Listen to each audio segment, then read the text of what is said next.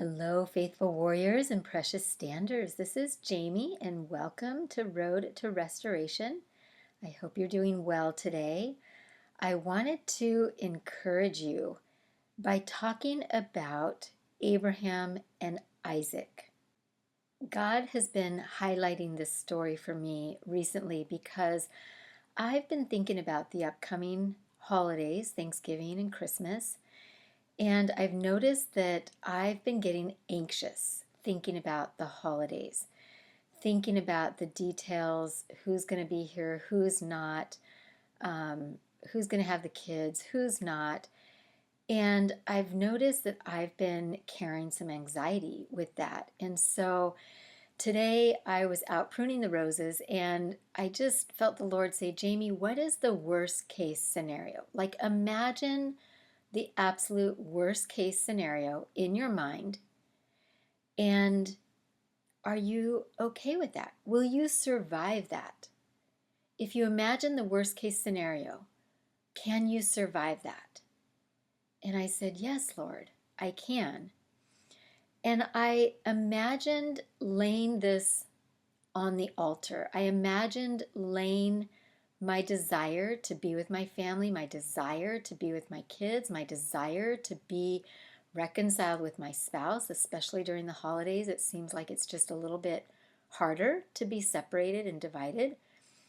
And I pictured myself just laying my expectations, laying my desires, laying my heart on the altar, giving it all over to the Lord and saying, God, I trust you with this. If I can imagine the worst case scenario and I know I can get through that, I know that you'll be with me through that, then I know I'll be okay. And then God reminded me of the story of Abraham and Isaac. And I think there's a lot of correlation between Abraham offering up his son Isaac and us offering up our expectations, our desires, our wants, our spouses, our marriage, our family, our children, all of these things that are so dear to us that we want to hold so closely and so tightly to. If we can lay those on the altar and offer them up as a sacrifice to the Lord, then that's showing God that we trust Him with every detail of our life, of our desires, of our family, of our marriage, of our spouses, that we're willing to let it go and lay it on the altar and trusting Him with it. And so I wanted to just review the story of Abraham and Isaac a little bit and then kind of pick it apart and talk about how it can relate to us during this journey of standing and fighting for our marriages and for our families. So if you recall, Abraham and Sarah were promised an heir, a son, and they were promised that through this son, they would have many descendants. So Abraham and Sarah waited 25 years for the promise to come to fulfillment. 25 years after the promise was given them, Isaac was born. And then when Isaac was approximately 12 years old, we don't know for sure his age, God instructed Abraham to take him, to build an altar, and to sacrifice him. Now, to me, this instruction, if God gave me this instruction, would seem very crazy. However, we have to remember that this was before the Ten Commandments. This was before God put in the commandments, do not kill. So for God to give Abraham this instruction wasn't quite as crazy as it might seem to us today, because God wasn't necessarily contradicting himself at this point in history. God was testing Abraham. And we read in Genesis 22, starting in verse 9, when they reached the place that God had told him to go, Abraham built an altar there and arranged the wood on it. He bound his son Isaac and laid him on the altar on top of the wood. Then he reached out his hand and he took the knife to slay his son. But But the angel of the Lord called out to him from heaven, Abraham, Abraham. Here I am, he replied. Do not lay a hand on the boy, he said. Do not do anything to him. For now I know that you fear God, because you have not withheld from me your son, your only son. So here we see that Abraham was being tested to the point where Abraham was willing to sacrifice his son in obedience to what God had called him to do. And the angel even says here that now we know that you fear God.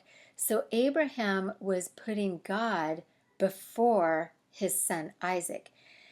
And the other thing we can see when we go into the book of Hebrews, Hebrews 11:19, we see that the reason Abraham was willing to sacrifice his son was because he truly believed that God could and would raise him from the dead. That promise that God made, that he would have many descendants, that promise wasn't going to end with Abraham sacrificing Isaac. In Hebrews 11:19, it says, Abraham reasoned that God could even raise the dead, and so, in a manner of speaking, he did receive Isaac back from death. Because in Abraham's mind, Isaac was already good as dead. Like, I'm going to sacrifice you, you're good as dead.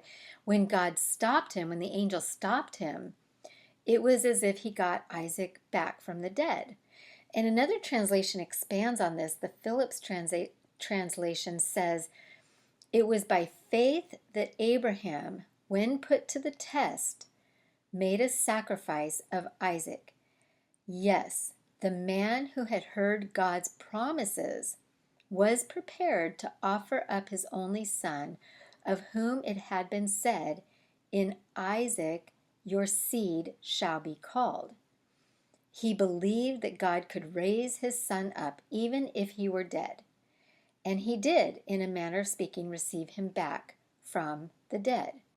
So Abraham willingly gave up the son that he had waited 25 years for, that the promise was to come through.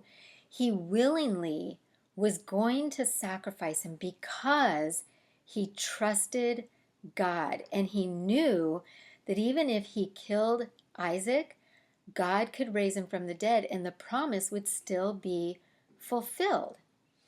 And this is what I want to focus on. I want to focus on the fact that God has given us a promise. God has spoken very clearly in his word that marriage is a covenant, that marriage is until death, that what God brought together, he shall not separate, that the two become one flesh, that the sanctified wife sanctifies the husband, that God is always for restoration, reconciliation, healing. So, in a sense, we have this promise. Just like Abraham had the promise in Isaac, we have a promise that God will restore our marriage, our spouse, our children, our families. But what are we going to do with them in the meantime? Are we going to hold on to them so tightly that God can't have his way? Are we going to hold on to and try to control the situation, try to manipulate the situation? Are we going to try to force our way or force our hand? Or are we going to open our hands wide and say, God, I surrender it all to you. I surrender my spouse. I surrender my desires. I surrender my children. I lay it all on the altar. I give it all to you because I trust you. I trust you that no matter what you decide to do right now, or for Thanksgiving, or for Christmas, for birthdays, it can be anything that you're feeling anxious about. God, whatever you decide to do, however you want these holidays to unfold, I lay it on the altar for you to take because I trust you, God, that you are the God that raises dead things to life. You are the God that is faithful and fulfills your promises. You are the God that will take my sacrifice and will give me double back. See, God never asks us to give something up without giving us more back. God never asks us to sacrifice anything without rewarding us, without giving us double back. So if we're willing to lay down our expectations, if we're willing to lay down our family, to lay our marriage, to lay our spouse, to lay our children on the altar and say, God, you have your way. You do with this situation whatever you need to do. And I trust you in it. I trust you through it. And I know that I will get double back. So as we lay our hopes, dreams, expectations, spouse, marriage, children on the altar, we're essentially offering it up as a sacrifice. Just like Abraham offered up Isaac as a sacrifice, we're offering up a sacrifice unto the Lord, knowing, being confident in, being sure, being certain that God can and will raise it from the dead and give us a double portion back. I want to leave you with a couple verses talking about a double portion so that you can hold on to that hope and hold on to that promise. Isaiah 61:7 says, instead of your shame, you will have a double portion, and instead of humiliation, they will shout for joy over their portion. Therefore, they will possess a double portion in their land, and everlasting joy will be theirs. And then in Zechariah 9:12, it says, return to the stronghold, O prisoners who have the hope. For this very day I am declaring that I will restore double to you. Faithful warriors, God sees everything. He sees your heart. He knows your desires. He knows your wishes, your wants, your hopes, your dreams.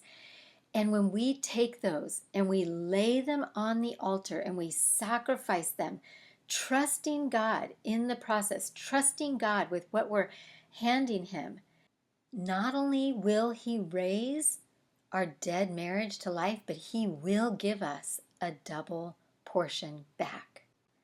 I just want to pray for us. Father God, thank you that you are faithful. Thank you, God, that you are worthy of our trust, that we don't have to control or manipulate.